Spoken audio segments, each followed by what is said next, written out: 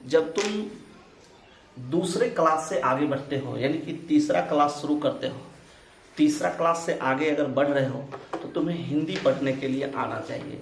लेकिन अक्सर स्टूडेंट को क्या होता है कि हिंदी पढ़ने के लिए आता ही नहीं है।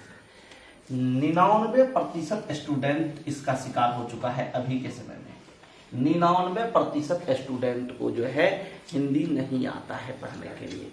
तो इसका कारण क्या है? हिंदी नहीं पढ़ पाता है। उससे पूछो कि अ आ से य ल तक उसको आते रहता है। अ से ज्ञ तक आता है कि नहीं तुम लोगों को? आता है। उसी तरीके से क से ज्ञ तक का बर्तनी भी आता है ना? सभी लोगों को आता है। क से ज्ञ तक का बर्तनी। फिर भी हम हिंदी को क्यों नहीं पढ़ पाते हैं? इसका कारण क्या है? कारण यही है कि अ से ज्ञ तक को लिखने के लिए कहता है तो हम लोग लिख लेते हैं, पढ़ने के लिए कहता है तो पढ़ लेते हैं। क से ज्ञ तक की बर्तनी लिखने के लिए कहा जाता है तो हम लोग अच्छी तरीके से लिख लेते हैं, पढ़ने के लिए कहा जाता है तो पढ़ भी लेते हैं। लेकिन जब उसको अलग अलग करके हम लोगों के बीच कहता है रखने के लिए, तो उस बीच में हम लोग फंस जाते हैं।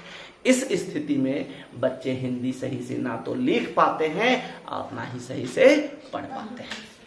तो सबसे पहली दिक्कत कहाँ है कि सही से एक क्रम में तो पढ़ लेते हैं, लेकिन अलग अलग कोई लेटर कह दे पढ़ने के लिए, अलग अलग कोई मात्रा बोल दे पढ़ने के लिए, तो वह नहीं हो पाता है।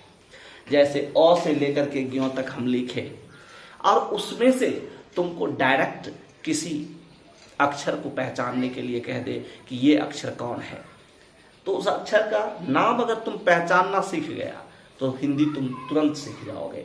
उसके साथ ही साथ क से ज्ञ तक की बर्तनी हम लिख दें, ठीक है। अगर वहां पे आप तुमसे पूछे कि क हर्षीकार कहाँ है तो खोज करके बताओगे। क दीर्घीकार कहाँ है खोज करके बताना है। ये नहीं कि अब वहां पर क की बर्तनी पढ़ते जाएंगे और तब हमको पता चलेगा कि क हर्षीकार कहाँ है। ऐसी ही स्थिति में हम लोग हिंदी नहीं सीख पाते हैं। और जब हम लोग जान जाएंगे कि डायरेक्ट हाँ ये वही है, जैसे इतने लड़के बैठे हो, इतनी लड़कियां बैठी रहती हैं, उस स्थिति में जो है अगर हम किसको जानते हैं तब ना कहते हैं कि जैसे कहें कि वो रोहिल है, ये हरिओम है, ये जानते हैं तब ना हम कह देते हैं। क्या अगर नहीं जानते रहे तो हम किसी को बता सकते हैं कि ये वो है? नहीं। ठीक उसी तरीके से वही बातें हैं हिंदी में भी, इंग्लिश में भी। हिंदी को पढ़ना हम तब सीखेंगे जब कोई वर्ड लिखा हुआ है, कोई वाक्य लिखा हुआ है, उसका हर एक मात्रा क्या है डायरेक्ट मेरे दिमाग में आना चाहिए कि हाँ ये लिखा हुआ है। अगर हम राम लिख रहे हैं तो हमें पता होना चाहिए कि रा का रा होगा, उसके बाद म होगा, तब होगा राम। अगर हम श्याम लिख रहे हैं तो मेरे दिमाग में आना चाहिए कि तालब स्वधातु होगा, उसके बाद याकर होगा, उसके बाद म होगा श्याम। ठीक है, हम लोग बोल तो लेते हैं लेकिन लिख नहीं पाते हैं। ठीक है, इस चीज को जब हम लोग जान लेंगे तो अच्छी तरीके से हिंदी को पढ़ना सीख लेंगे। जब तक इसको नहीं जानते हैं तब तक हम लोग हिंदी को अच्छी तरीके से पढ़ना नहीं सीख सकते। ठीक है, तो आज तुम लोगों को सबसे पहले बताएंगे कि अ से ज्ञ तक जो लिखते हैं हम लोग वर्णमाला, अ से ज्ञ तक लिखते हैं ना, उस वर्णमाला में जो जो अक्षर है उस सभी अक्षर को पहचानना सिखाएंगे। उसके बाद क से ज्ञ तक की जो बर्तनी है उसको पहचानना सिखाएंगे। ये सभी जब पहचानना तुम सीख जाओगे तो हिंदी अच्छी तरीके से पढ़ लोगे। लिखना जानते हो, पढ़ना भी जानते हो, बस यही है कि तुम्हारे दिमाग में तुरंत आता ही नहीं है कि अगर हमें कीमत लिखना है तो कीमत लिखेंगे कैसे, कहर्षी का मतलब कीमत, ये आता ही नहीं है। अगर हमें लिखना है कोई भी, जैसे लिखना है रोहिल, तो रोहिल आना चाहिए तुरंत कि रो का होगा, हर्षी का होगा, अल्लाह होगा रोहिल।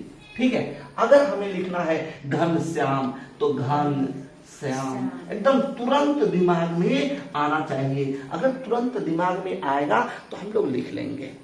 क्या कि हम लोग अच्छी तरीके से सबका नाम बोल लेते हैं कि नहीं? yes, जब नाम को बोल सकते हैं तो उस नाम को लिख भी सकते हैं, उस नाम को पढ़ भी सकते हैं। ऐसे बोलना हम लोगों के लिए आसान हो जाता है, लेकिन पढ़ने की बारी आती है, वही नाम को अगर हम हृदय लगाकर पढ़ने के लिए कहते हैं तो बहुत सारे स्टूडेंट फंस जाता है।